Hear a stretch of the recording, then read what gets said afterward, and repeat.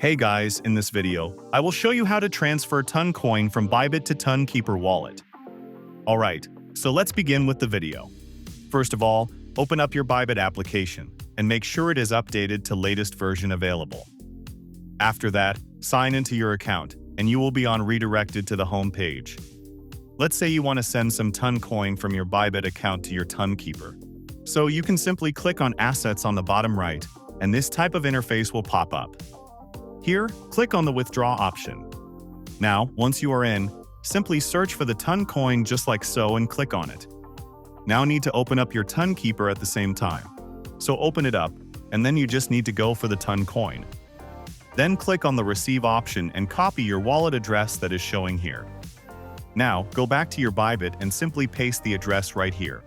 Once you do so, you just need to click on the Withdraw option after entering your amount, and you will going to receive your Toncoin right in your Tonkeeper wallet. So that's basically how you can transfer Toncoin from Bybit to Tonkeeper wallet. So that's all for this video. Consider subscribing if you find it helpful, and I'll catch you in the next one. Thanks.